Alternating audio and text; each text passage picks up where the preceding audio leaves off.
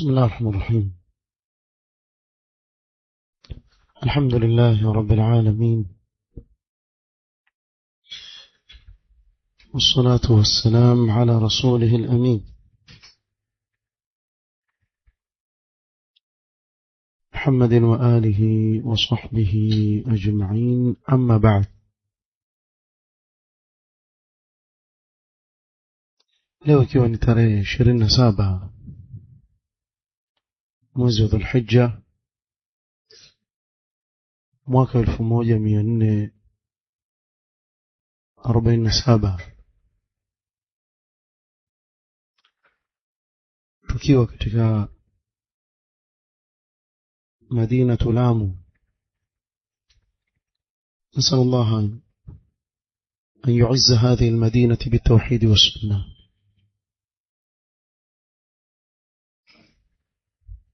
kama tulivyoahidi katika kikao kilichopita kuwa leo insha Allah taala tuzungumzia mada kama takunu yuwalla alaykum, kama mlivyo nyinyi ndivyo Allah subhanahu wa ta'ala atakavyowajalia viongozi walioko juu yenu. Mwanzo kabisa napendelea nitangulize na jambo ambalo pengine tulisoma sana katika Qur'an, lakini baadhi yetu labda latupita. Kuna kasoro kwa wengi katika sisi katika kuzingatia haya maneno ambayo mara nyingi tuyapitia. Allah subhanahu wa ta'ala akizungumza katika kitabu chake daima kuhusu jambo la uongozi, hulinasibisha kwa nafsi yake kuwa hakuna kiongozi yoyote anayekuwa kiongozi katika huu ulimwengu isipokuwa ni Allah subhanahu wa ta'ala ndiye anayemjalia kuwa kiongozi. Tukianza kuanzia suratul Baqara, hata Allah subhanahu wa ta'ala alipotaka kumleta Adam alayhi salatu wassalam katika hii ardhi, kabla ya kumuumba aliwaambia malaika wake, inni ja'ilun fil ardi khalifa, inni ja'ilun fil ardi khalifa. Kwa yeye ndiye aliyemleta huyu mwanadamu au kumleta Adam ambaye ni baba yetu na kizazi chake kuamirisha huu ulimwengu. Ni yeye subhanahu wa ta'ala aliyewachagua viumbe hawa ndio watakuwa wakiupeleka huu ulimwengu, wakiuendesha huu ulimwengu, bila shaka kwa mipango yake Allah subhanahu wa ta'ala. Kadhalika katika hii suratul Baqara, Allah subhanahu wa ta'ala ameeleza ndani yake kuhusu tukio la Banu Israili walipomwambia mtume wao, ij'al lana malikan nuqatil fi sabilillah, tuwekee mfalme kiongozi ili tuweze kupigana chini yake katika njia ya Allah subhanahu wa ta'ala.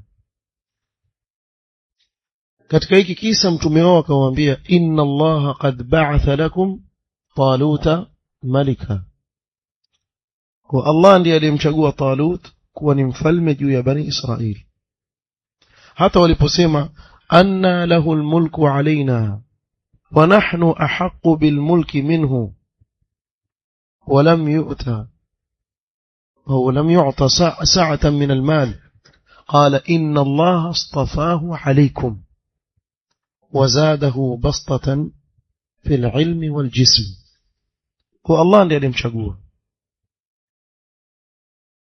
ukisoma katika sura hii Allah subhanahu wa ta'ala alipozungumza munadhara baina ya Ibrahim na Namrud, mwanzo wa aya akasema alam tara ila alladhi hajja Ibrahima fi rabbih an ataahu Allahu almulk. Ni adui adai uungu, na pamoja na hivyo Allah subhanahu wa ta'ala sema an ataahu Allahu almulk, aliyempa ufalme ni Allah subhanahu wa ta'ala na uovu wake. Ukienda katika suratu Al-Imran utakutana aya qulillahumma malikal mulk tu'ti al-mulka man tasha wa tanzi'u al-mulka mimman tasha. Kwani Allah subhanahu wa ta'ala anempa ufalme anayemtaka na kumpokonya ufalme anayemtaka yeye subhanahu wa ta'ala. Yusuf alayhi salatu wassalam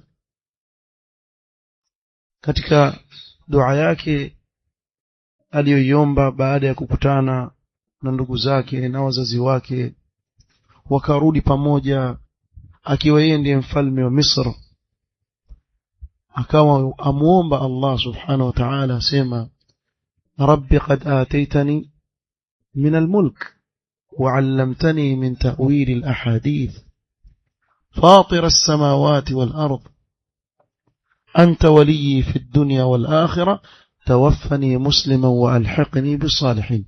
محل شاهد رب قد آتيتني من الملك. ewe Mola wangu mlezi, wewe ndiye hakika uliyenipa mimi huu ufalme. Sijui kama wakati usoma Qur'an ushawahi kufikiria hili jambo, kutadabbar kuwa kumbe viongozi hawachaguliwi kwenye maboksi. Ndio hata mkajaza makaratasi mle ndani, viongozi anayewaweka ni Allah subhanahu wa ta'ala. Ile ni sababu tu, kini Allah subhanahu wa ta'ala ajua nani anayestahili kuwekwa juu ya watu hawa, akawaekea, na ajua huyu hafai akamuondoa. Lakini baada ya kufahamu hayo, nataka nizungumze upande wa pili sasa, jambo jingine hili pia lieleweke. Pengine tusoma Qur'an wakati mwingine kiubinadamu mtu akawa haya maana yampita. Tufahamuni kuwa la yaqa'u shay'un fi mulki Allah wa kullu shay'in mulkun lahu subhanahu wa ta'ala illa bi amrihi.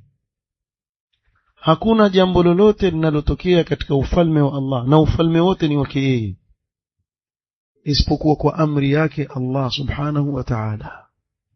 Hili ni lazima lifahamike. Wama yusibu an-nasa min nakabatin huwa natijatu a'malihim, na majanga yanayowapata watu ni natija ya matendo yao wenyewe. Wallahu hakamun adlun subhanahu wa ta'ala, na Allah subhanahu wa ta'ala ni hakimu mwadilifu subhanahu wa ta'ala. Kwa hiyo watu waishi chini ya rehema ya mema yao au chini ya adhabu ya maasi yao, ya maovu yao wao wenyewe. Kila mja anaposimama sawa sawa katika sheria ya Allah subhanahu wa ta'ala, basi na maisha yake ya kidunia yatanyoka. Bimaana kila mja anaposhikamana dini ya Allah akasimama kisawa sawa, na ndivyo mambo yake ya kidunia pia hufanya nini? Unyoka. Sikilizeni makini sana.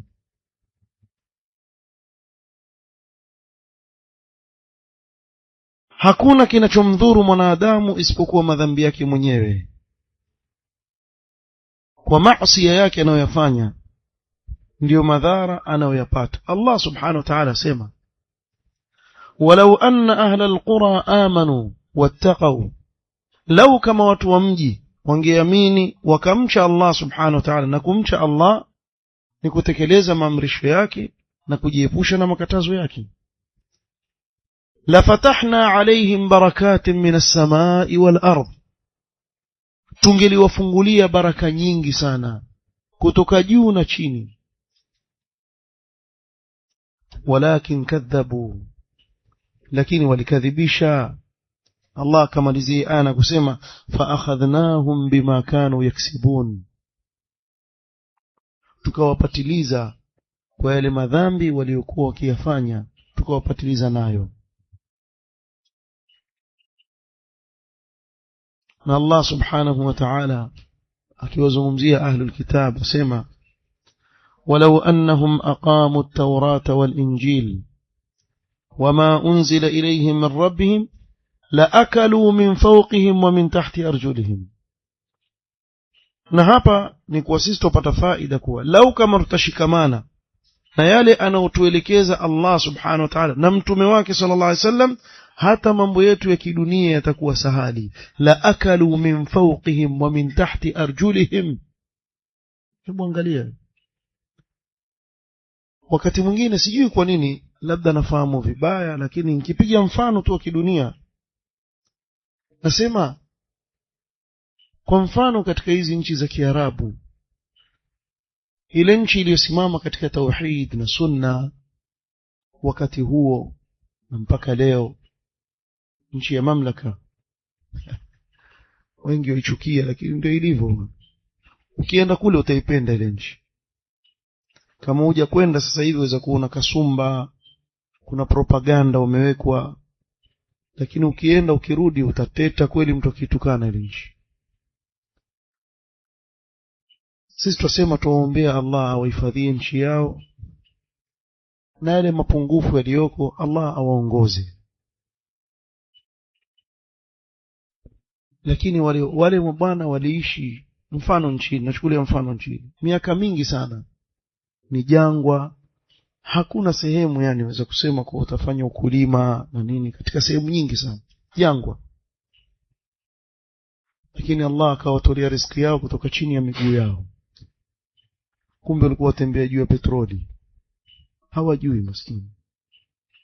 Wanwa kahawa wala tende mofa, mwisho waje kuambia angalia chini yenu hapa ni matajiri kuliko mtu yoyote.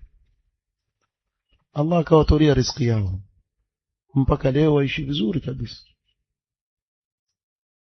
subhanahu wa ta'ala. Wallahu a'lam. Ni kwa kushikamana tauhid na sunna Allah akawafanyia wepesi jambo lao. Ni mfano tunaotoa,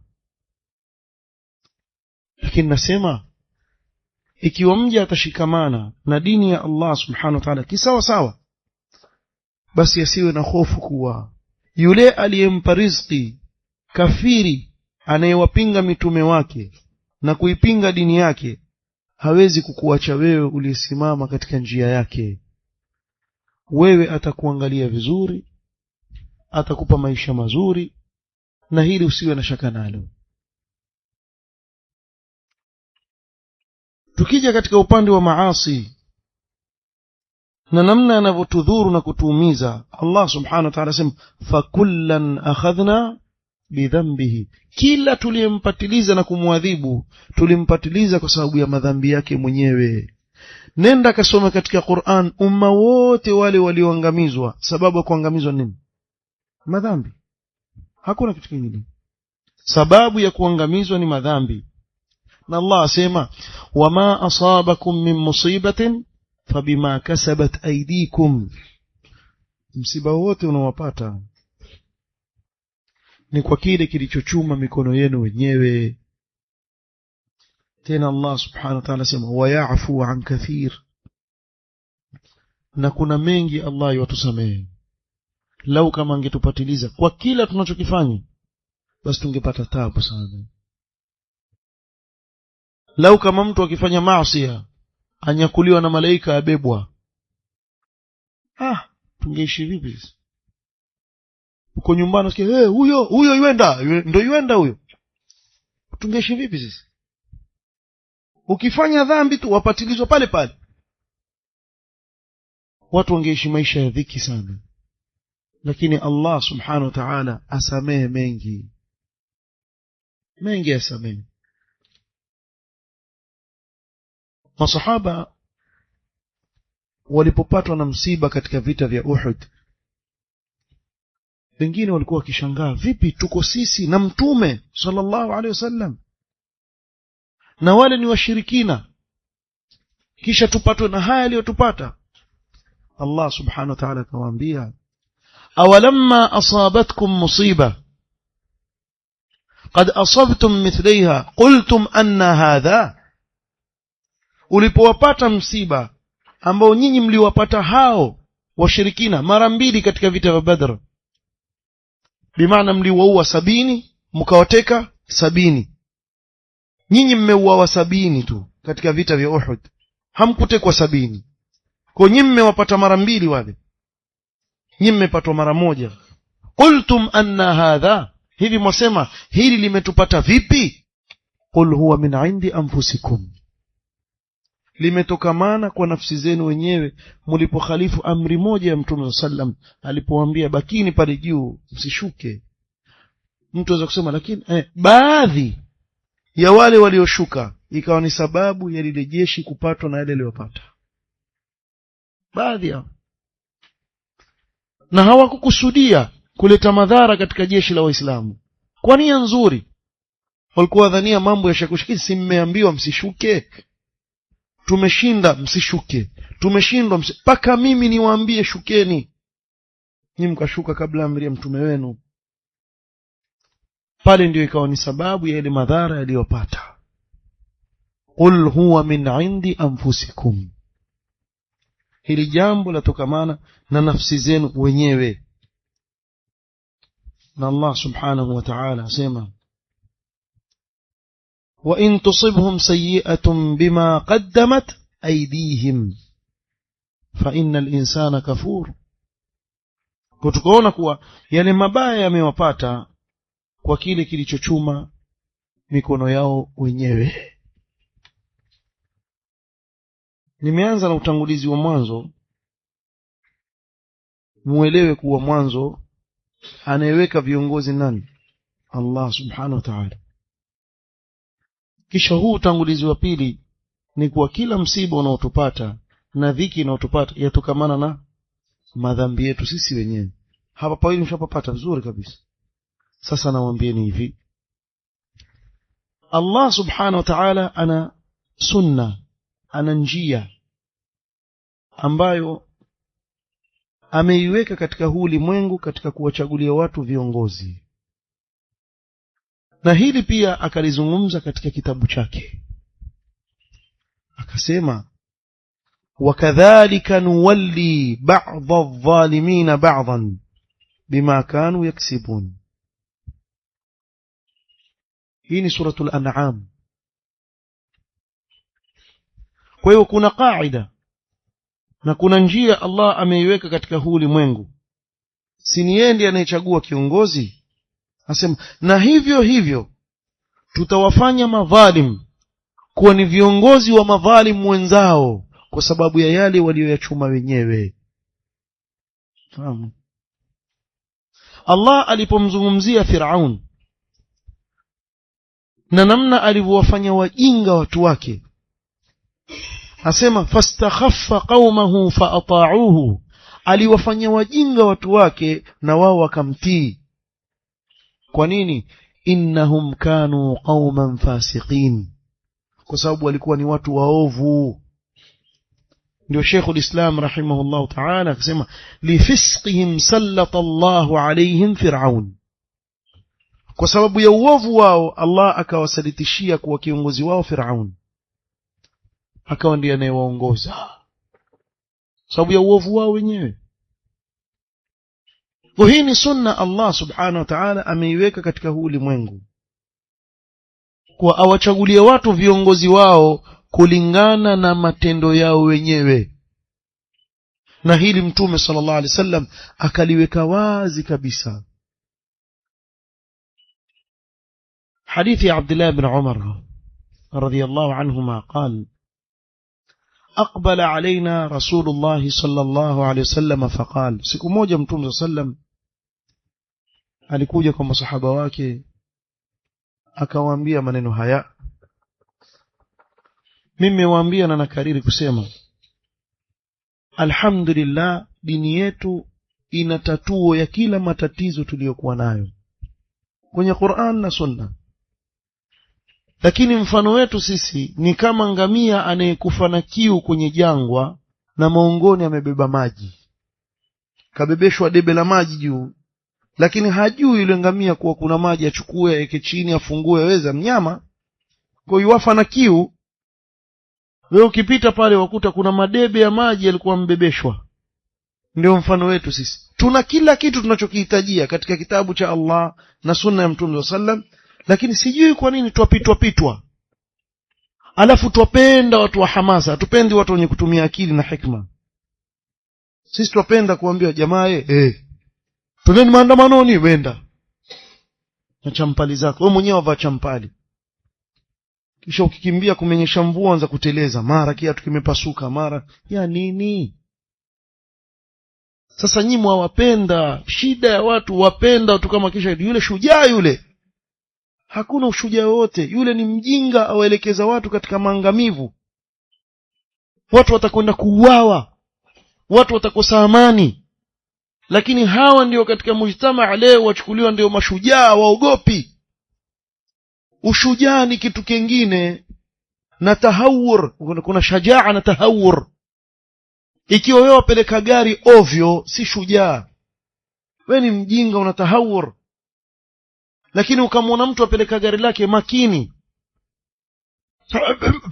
nini mimi shujaa? Wewe si shujaa.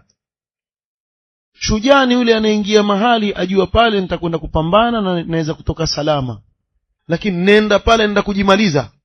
Kwa nini niingie mimi?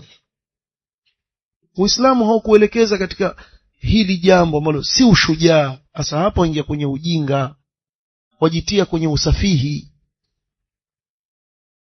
Mtume sallallahu alaihi wasallam hili jambo amelizungumza huko zamani kabisa, akawaambia masahaba,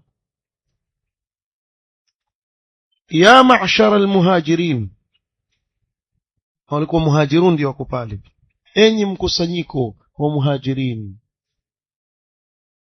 khamsun, mambo haya matano, yasikilize makini, mambo haya matano, idha btulitum bihinna, mtakapotahiniwa nayo mambo haya matano, wa a'udhu billahi an tudrikuhunna, na walindeni nyinyi na Allah msije mkayakuta mambo haya matano, sababu si mazuri. Lam tadhhari alfahishatu fi qaumin qattu, hakutadhihiri uchafu kwa watu wowote qattu, hatta yu'linu biha, mpaka ikawa yale maovu yale na ule uchafu waufanya wazi bila kujali. Hautadhihiri uchafu mpaka watu wakawa waufanya ule uchafu wazi bila ya kujali. Illa fasha fihim at-ta'un wal awja'u allati lam takun madat fi aslafihim alladhina madaw, hawataufanya uchafu hawa watu mpaka wakawa wauweka wazi ule uchafu, isipokuwa Allah subhanahu wa ta'ala atajalia kuenee kwa wao maradhi ta'un, na atawaletea maradhi ambayo hayakuwepo kwa wale waliokuwa kabla yao. Maneno ya Mtume sallallahu alaihi wasallam. Allahu akbar. Usikia kuna ukimwi, si kuna vitu gani havikuwepo kwa wale watu wa kale, hawakuviona kwa sababu ya uchafu ulivyoenea mpaka wakawa ueneza na hawajali watu kufanya ule uchafu. Sallallahu alaihi wasallam. Allah atawaletea ta'un, maradhi yatakaowaua watu kwa wingi, na atawaletea maradhi ambayo hayakuwepo kwa wale waliokuwa kabla yenu. Kisha akasema, walam yanqusul mikyala wal mizan, na hawatapunja katika mizani wanapopima katika mapishi yao, katika mizani zao. wanapopima wakawa wadhulumu wale wanaokuja kununua bidhaa kwao. Illa ukhidhu bisinin, isipokuwa Allah atawapatiliza na ukame, watatamani mvua waikose sababu ya dhulma wanaoifanya. Wa shiddatil mu'na, mambo yao yatakuwa mazito, maisha mazito, tabu kupata riziki. Kisha akasema wa jawri sultani alaihim, na dhulma ya viongozi juu yao. Kwa kile wanachokichukua kwa wale wenzao kwa dhulma, Allah atawasalitishia viongozi madhalim, watakichukua kile kwa nguvu kutoka kwao. Ushuru bana watuumiza, na wewe waumizi wenzako ukikaa pale na kupima, ukawaibia huyu, ukamuibia tamata moja, yule kamuibia kitunguu kimoja, wewe ona ni jambo dogo lakini wewe dhalim, umejisalitishia mwenyewe wale maadui walioko juu yako kwa dhulma ulioifanya. Walam yamna'u zakata amwalihim illa muni'u alqatra min as-samaa, na hawatazuia zaka za mali zao isipokuwa Allah atawanyima mvua kutoka juu, haitateremka. Sema mvua inyeshi, watoa zaka. Twende tukaswali istisqa, jamaa huenda wakaswali, wakirudi hamna kitu. Ndio kumbe kuna jambo walifanya lazuia ile dua yao kukubaliwa, nao ni kuwanyima mafakiri haki yao, kuwanyima wale wanaostahiki katika mali zao. Ile zaka hawaitoi. Mtume sallallahu alaihi wasallam asema walaula albahaimu lam yumtaru, na lau kama si wanyama wasingeiona kamwe ile mvua. Hata ikinyesha inyeshi kwa ajili yao, yanyesha kwa sababu kuna viumbe wengine maskini wahitajia. Kwa Allah yuwateremshia wale wengine na nyinyi mwadandia, lakini ilikuwa si yenu sababu nyinyi waovu, hamtoi zaka mkawaangalia wale maskini, mkawasaidia wale wanaostahili kusaidiwa. ولم ينقضوا عهد الله وعهد رسوله إلا سلط الله عليهم عدوا من غيرهم فأخذوا بعض ما في أيديهم. na hawatavunja ahadi ya Allah na ahadi ya Mtume صلى الله عليه وسلم ya kuwatii Allah na mtume wake, isipokuwa Allah atawasalitishia adui asiyekuwa wao, asiyekuwa katika Waislamu. Atawasalitishia adui asiyekuwa wao, akachukua baadhi ya vile vilivyoko katika mikono yao, akawadhulumu. Kisha akasema wama lam tahkum a'immatuhum bikitabillah ويتخيروا بما أنزل الله إلا جعل الله بأسهم بينهم. na viongozi wao wakiwacha kuhukumu kwa sheria ya Allah, Allah atawasalitisha wenyewe kwa wenyewe, itakuwa vita ni wao kwa wao, sababu wamewacha hukumu ya Allah subhanahu wa ta'ala. Hadith akhrajahu Ibn Majah rahimahullah ta'ala wa sahahahu al-allamah al-Albani rahimahullah. Wa hakadha taf'alu adh-dhunub, hivi ndivyo madhambi yanavyofanya watu. Kwa hakuna jambo lolote linalowashukia watu katika dhiki isipokuwa ukitizama utakuta kuwa sababu iliyowapelekea wao kusalitishiwa wale maadui zao juu yao ni kwa sababu ya madhambi waliokuwa nayo. Sasa hapa tuje kwa mada yetu, kama takunu yuwalla alaikum. Hivi tukijiangalia sisi, na hapo sijiangalie wewe, tujiangalia sisi kwa ujumla, kweli vitendo vyetu vyamridhisha Allah subhanahu wa ta'ala? Ikawa tustahiki kuwekewa viongozi wema? Tujiangalie makini sana, tukoje sisi? Nataka nisome maneno ya Ibn al-Qayyim rahimahullah ta'ala ambayo ndio nitamalizia nayo, yatatueleza kana kwamba yuishi leo, aona vile tunavyoishi sisi. Subhanallah. So maneno yake ameegemeza katika maneno ya Allah na ya Mtume sallallahu alaihi wasallam. يقول الإمام ابن القيم رحمه الله تعالى وتأمل حكمته تعالى hebu taamali hikma yake Allah subhanahu wa ta'ala fi an ja'ala muluka al-ibadi wa umara'ahum wa ullatahum min jinsi a'malihim, akawafanya viongozi maamiri wale viongozi wafalme walioko juu ya waja wake ni kulingana na amali zao, kulingana na matendo yao. Kisha akasema bal kaanna a'malahum dhaharat fi suwari wulatihim wa mulukihim, ni kana kwamba matendo yao yamedhihiri katika sura ya viongozi wao. Hapa Kenya hapa sisi tunapoishi, kwa mfano wewe wasafiri, Allah tuhifadhi sote, kisha ukapata ajali njiani uelekea Nairobi gari likapenduka tu hivi, wale watu waliokuwa pale karibu, kitu cha kwanza mwanzo fanya nini? Nyote jawabu lenu mbona mfanana? Hakuna mtu amejibu jawabu la tofauti hapa. Kila mmoja sema utafanya nini? Waibiwa. Umeelewa? Kitu cha kwanza mwanzo waibiwa. Si kitu cha kwanza utasaidiwa. Kuna kuibiwa na kusaidiwa. Wewe waibiwa, simu yako itakwenda, saa yako itakwenda, na kila kilicho na thamani katika ile gari yako mwanzo chaenda. Kisha baada ya hapo, maskini bwana, simu mtoe basi kwenye ile gari.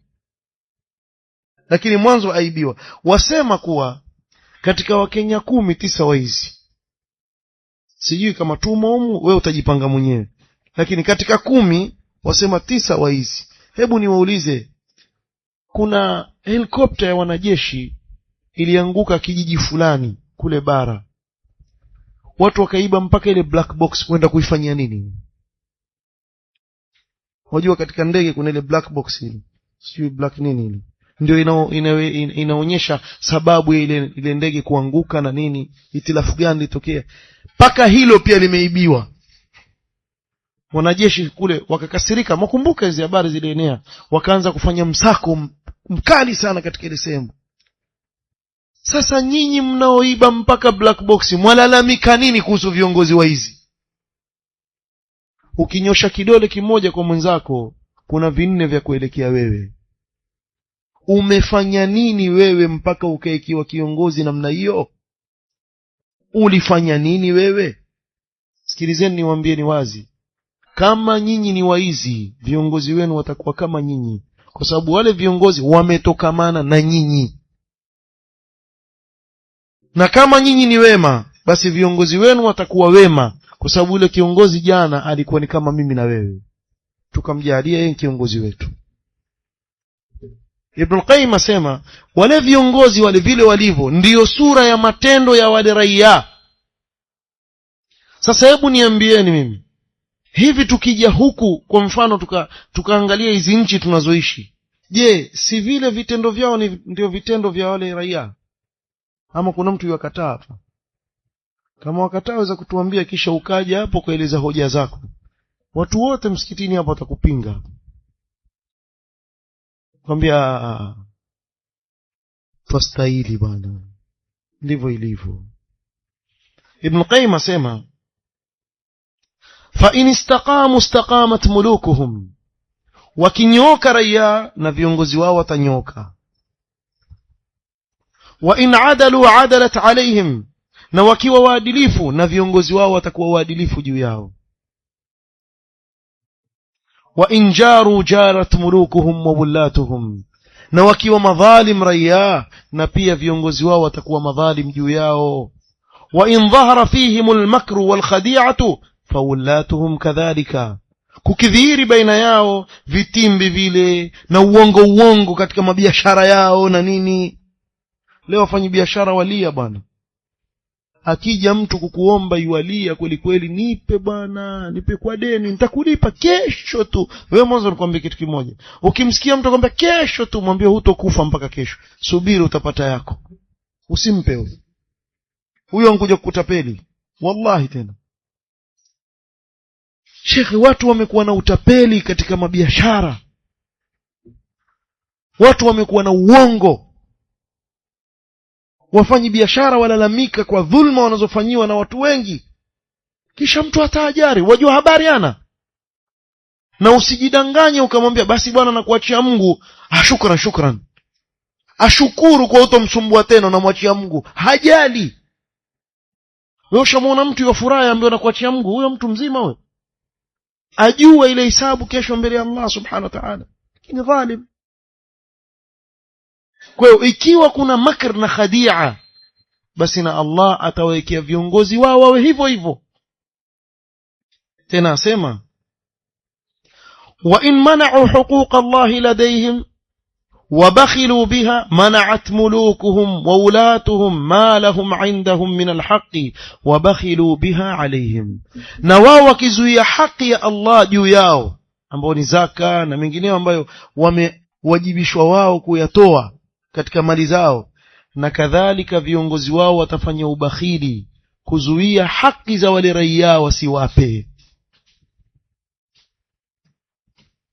وإن أخذوا ممن يستضعفونه ما لا يستحقونه في معاملاتهم أو في معاملتهم أخذت منهم الملوك ما لا يستحقونه وضربت عليهم المكوس والوظائف. na hawa raia wakiwafanya wale madhaifu wale wanyonge, wakiwa watawadhulumu, na ni wangapi wanaodhulumiwa ardhi zao leo, majumba yao leo, kwa sababu tu fulani ana wasita fulani akamdhulumu mtu wazi wazi, na yule mnyonge hana pa kwenda, hana uwezo wa kuweka wakili, hana uwezo wa kwenda makotini, hana uwezo, basi wabakia bwana, tafanyaje bwana, na kuachia Allah, na yule jiona ameshinda, sio? Ibn Qayyim asema na viongozi wao watachukua kutoka kwao kama kile walichokichukua kutoka kwa wale madhaifu, na watawekea almukus ni tax. muone hizi dharaib hizi, kila siku malalamika zaongezeka, na nyinyi mkoje katika miamala yenu? Hii ni Allah awasalitishia nyinyi kwa sababu ya dhulma mnazozifanya watu wengi, kuwadhulumu wale watu madhaifu wasiokuwa na uwezo.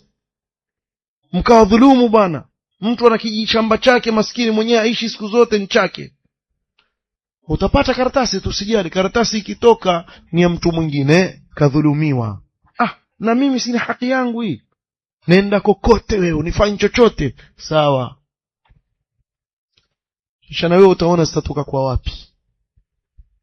Ni ukaona watu wengine kazi yake ni dhulma tu, haishi mara na hiki mara na kile, mara mtoto wake ampatwa na hiki, mara mali yake apatwa na hiki, mara patikana na maradhi haya, aambiwa sasa wewe mpaka usafiri nchi fulani. Muone yule maskini aweza kupatwa na maradhi, Allah akamfanyia sahadi kweli, kila tangawizi tu yapoa. Anjo wewe hapasuliwa tu, akipasua mpaka mwisho atembea kama waweza kusema huyu ni robot, ni binadamu, ni binadamu.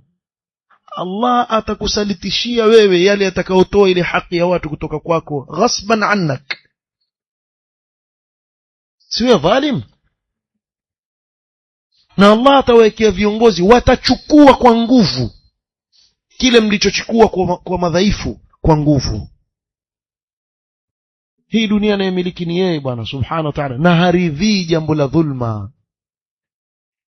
Allah subhanahu wa ta'ala inni haramtu adh-dhulma ala nafsi. Ikiwa Allah ni muweza juu ya kila kitu na amejiharamishia mwenyewe akasema dhulma mimi siifanyi, wala yadhlimu rabbuka ahada subhanahu wa ta'ala, wewe mja dhaifu nani wewe hata uweze kudhulumu? waja'altuhu bainakum muharraman fala tadhalamu, msidhulumiane bwana. Kwa nini umdhulumu ndugu yako? Sisi tungeishi bwana na mafunzo haya tungelikuwa na raha bwana, hasa hii miji yetu ya Kiislamu alhamdulillah, tungelikuwa tuishi kwa raha kabisa, kila mmoja ala haki yake bwana. Kwa nini umdhulumu ndugu yako? Na dhulma haifai, si kwa Muislamu wala si kwa asiyekuwa Muislamu, haifai. Bali naweza kusema kwa asiyekuwa Muislamu ndio zaidi uchunge. Kwa nini? Kwa sababu ukimdhulumu, kitu cha kwanza atasema nini? Wana Waislamu bwana wadhulumu watu. Yule Muislamu mwenzako yajua umbwe rali naye si ndo mambo yake. mwizi tu huyu. Yule Ali bwana mambo yake hasemi dini, sababu yeye Muislamu yajua kuwa dini hayamrishi hivyo. Lakini yule asiyekuwa Muislamu ukimdhulumu tu, kitu cha kwanza ndio yapata nafasi ya kuingilia, ukawa waiuza dini yako kwa shilingi 5 shilingi 10, wewe ndio sababu ya dini kuzungumzwa vibaya. Ibn Qayyim rahimahullah ta'ala asema wa kullu ma yastakhrijunahu min adh-dha'if yastakhrijuhu al-muluku minhum bilquwwa, na kila wanachokichukua hawa raia wenye nguvu kutoka kwa raia wenzao madhaifu, na wafalme watakichukua kwa wao kwa nguvu, viongozi watakichukua kwa nguvu. Mbona bana nadhulumiwa bana? Na wewe jiangalie makini, ulifanya nini? Kuna kitu gani wewe ukifanya wamdhulumu mtu dhaifu bana? Na wewe pia kitachukuliwa kwako kwa nguvu.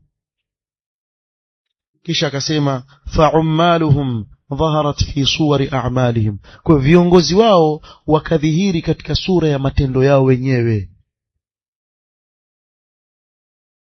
Kisha akasema maneno mazuri sana, walaysa fil hikmati al-ilahiyya, si katika hikma ya Allah subhanahu wa ta'ala, hailingani na hikma ya Allah subhanahu wa ta'ala, an yuwalla ala al-ashrar al-fujjar illa man yakunu min jinsihim, kwa wawekewe viongozi wale watu waovu isipokuwa wawekewe watu kama wao. Si katika hikma ya Allah subhanahu wa ta'ala kuwa watu waovu kisha wawekewe mfano Abu Bakr as-Siddiq radhiyallahu anhu. Na ndio maana leo watu husema mbona si kama Umar fulani? Nani anayeweza kuwa kama Umar Khattab radhiyallahu anhu warda? Nani baada ya Umar aweza kuwa mfano wake? Na uadilifu waliokuwa nao Uthman radhiyallahu anhu na Ali ibn Abi Talib radhiyallahu anhu, lakini hawakufika kama mfano wa Umar radhiyallahu anhu. Na wale masahaba hawakudhulumu mtu, lakini kile kiwango kile msikiweke bwana kwa viongozi wa leo bwana, haiwezekani. Kwa nini? Kwa sababu raia wa Umar walikuwa ni Ali na Uthman. Raia wa hawa viongozi wetu nani? Ni sisi. Kwa hivyo viongozi wetu watakuwa kama tulivyo sisi. Ndio hapa akasema rahimahullah ta'ala,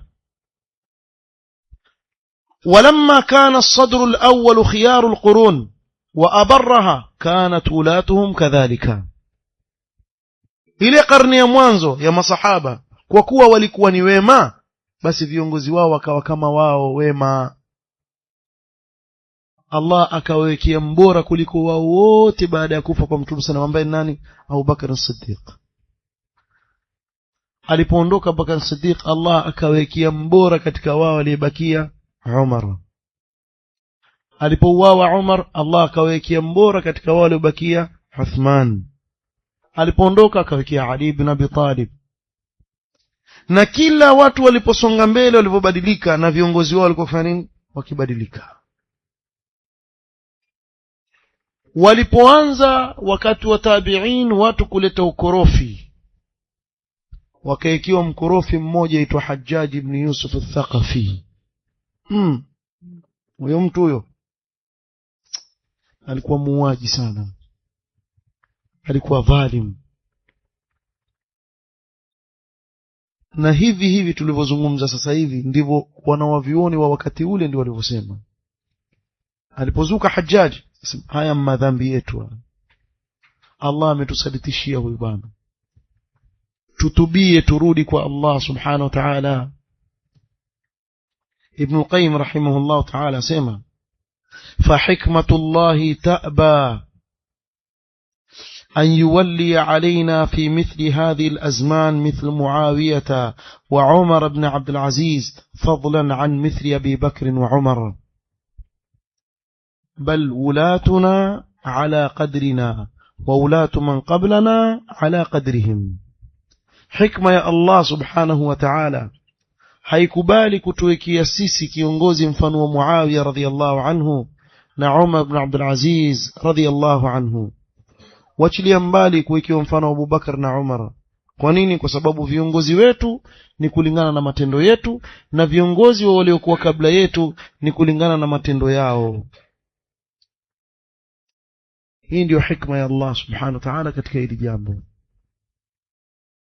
Namalizia na aya, inna Allah la yughayyiru ma biqaumin hatta yughayyiru ma bi anfusihim. Kwa mabadiliko hayapatikani mpaka kila mmoja wetu awe atakubali kubadilika. Kwa watu waanze katika majumba yao kubadilika, warudi kwa Allah subhanahu wa ta'ala. Msidanganywe bwana, hakuna shortcut. Eti mkasema tutakwenda tutafanya maandamano sisi na haki yetu tutaipata. Mtauawa na hakuna haki yoyote mtakayoipata. Tapigwa bakora na hakuna chochote mtakayopata, bali zaidi mweza kudhulumiwa zaidi kuliko vile mnavyodhulumiwa. Sababu njia mnazotusimama taka ujeuri, na sisi tutaonyesha ujeuri. Kuna chochote mtapata. Sawa sawa vipi? Sawa sawa ni kila mmoja wetu abadilike. Mimi nakumbuka hapa mlikuwa na kiongozi mzuri hapa, si nikaonekana nafanya kampeni, kinasema tu basi naja mimi naona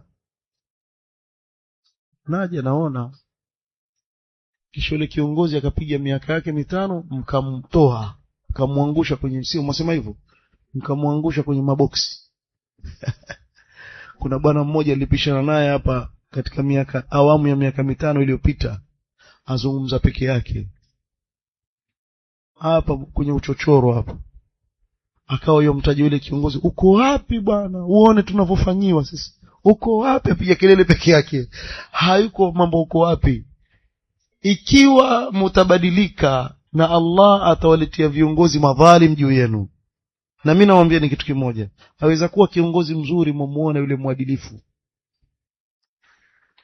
lakini ikiwa sisi ni waovu hatosimama kwa juu yetu kiongozi. Wallahi asimame kwa kiongozi juu yetu.